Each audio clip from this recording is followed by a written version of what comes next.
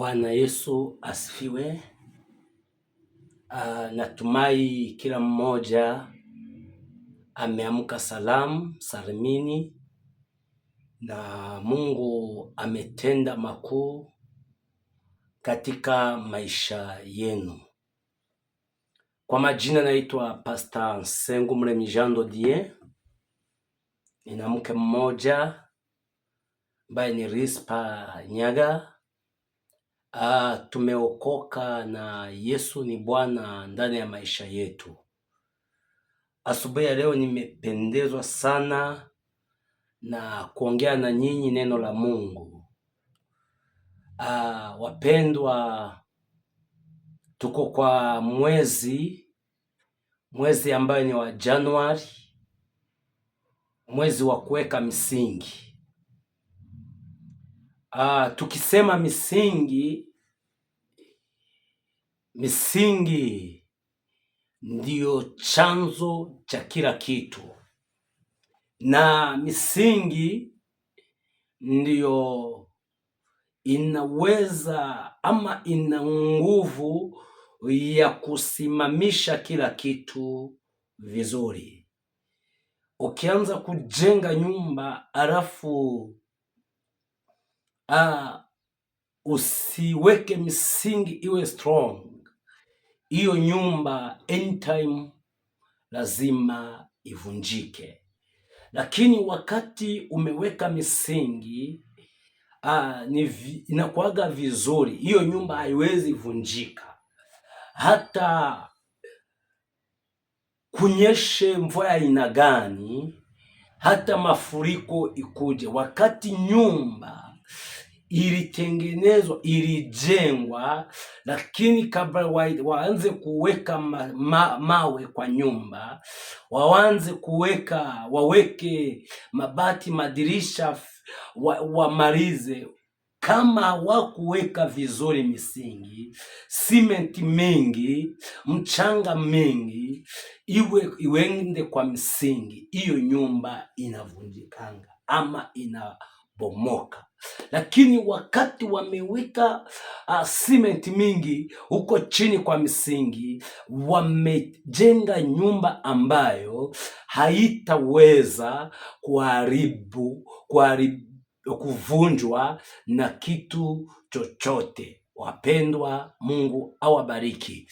Tuamini na tuombe, na kama uko online ukisikiliza neno hii, wapendwa wa Faith Pentecostal, kila mmoja aseme jambo. Usisikilize ujumbe tu alafu unyamanzie.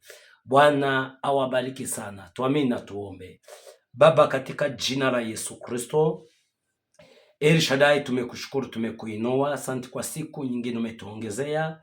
Asante kwa asubuhi njema. Asante kwa kutuwezesha kuwa mahali hapa. Uinuliwe na upewe sifa Jehova. Jehova, asubuhi ya leo nimesimama mbele za watu wako nikisema neno lako. Jehova, njoo ukatawale. Najua wengi wako kazini, wengi wako shughuli za hapa na pale, lakini wakati wanaposikiliza neno hii likabadilisha historia yao, neno hili ukawatoe kiwango kimoja likawapeleke kiwango kingine. Ni katika jina la Yesu Kristo tumefungua anga, ni katika jina la Yesu kuu tumeomba na kuamini, amen. Bwana asifiwe. Tumemaliza, hii ni wiki ya 3 tukiweka misingi. Sunday 2 ziliyopita, Sunday 3 ziliyopita nilikuwa nafundisha kuhusu kufanya kazi ya Mungu ukiwa na nia nzuri. Tuliongea vitu mingi. Nikakuuliza swali, ni nini kinachokuleta kanisani?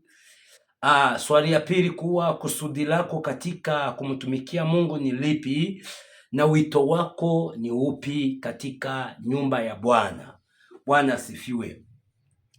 Tuliongea vitu mingi na tukafika mahali tukaona vile watu wengi hawajue kutunza kazi ya Mungu, na tukasema ya kwamba mwaka huu kama watoto wa Faith Pentecostal Global Ministry tunafaa kutunza kazi ya Mungu, tunafaa kutunza kazi ya Mungu, maana ukijitolea kuwa ndani ya kazi ya Mungu na mbingu zinajitolea kuingilia kwa kazi yako. Bwana asifiwe.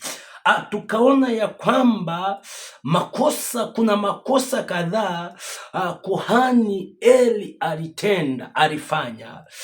Tukaona kwamba huyu kuhani Eli makosa mengi alifanya.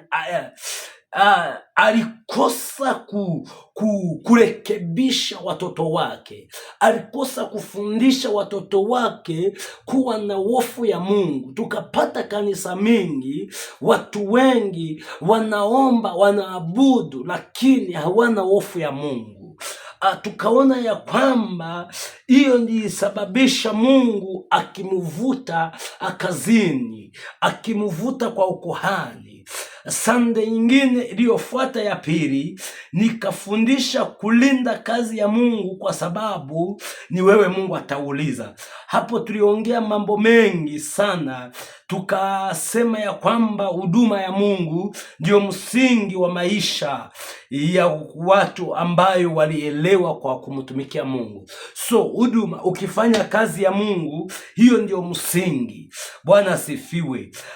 Tukaona ya kwamba kanisa la Mungu, ukikuwa kwa kazi ya Mungu, ukikuwa kwa kanisa, ukifanya kazi ya Mungu, unaweza barikiwa hata kuliko vile familia ingekubariki. Na tukaona ya kwamba ndani ya kazi ya Mungu pia, ukifanya kazi ya Mungu vibaya, unaweza pokea laana ambayo hakuna pasta atawahi kukusaidia. Hata mimi siwezi kuombea laana. Mungu amekulaani, mimi siwezi kukusaidia chochote. Bwana asifiwe.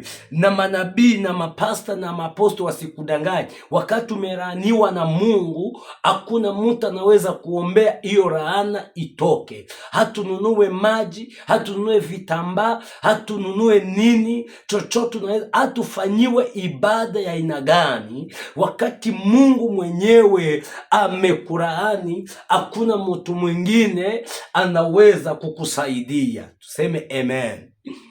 Tukaona mambo matano yanayosababisha Mungu akuache. Haya ni asisitiza mambo matano yanayosababisha Mungu akuache. Kitu ya kwanza, wakati Mungu anaona ndani ya moyo wako hauheshimu mahali pake patakatifu.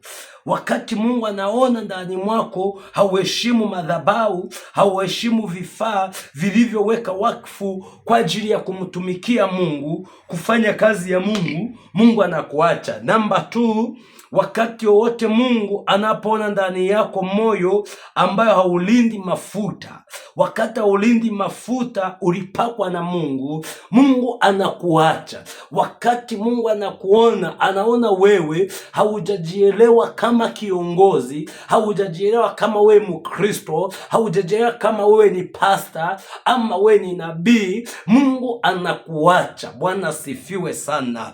Tukaona namba 3 ya kwamba Mungu, wakati Mungu anaenda kukuacha ni wakati unachambua waliopakwa mafuta ya uongozi. Wakati unachambua watu wa Mungu, Mungu anakuacha. Wakati unapochambua waliopakwa mafuta, Mungu anakuacha kabisa. Bwana sifiwe sana. Tukaona ya namba 4 ya kwamba wakati wote Mungu anapoona ndani yako moyo wa kutokuridhika. Wapendo, watu wengi hawaridhiki, watu wengi hawajamjua Mungu. Bwana sifiwe. Ridhika na vile Mungu amekusaidia. Kama Mungu amekupatia mke wako, ridhika na yeye. Kama Mungu amekupatia mali, gari, ridhika nayo. Kama hajakupatia, lakini mwingine anakupatia fea, hauende tauni na mguu, hauende mahali na mguu, unapata fea. Ridhika tu. Bwana asifiwe. Bwana asifiwe wapendwa. Tukaona namba 5 ni ya kwamba kuzoea waliopakwa mafuta ya Mungu. Kuzoea waliopakwa mafuta na Mungu. Wapendwa, usiwahi zoea watu wa Mungu, usiwahi zoea waliopakwa mafuta na Mungu. Bwana asifiwe. Hiyo ni summary ya mafundisho. Nimemaliza wiki 3 nikifundisha. Bwana asifiwe sana. Leo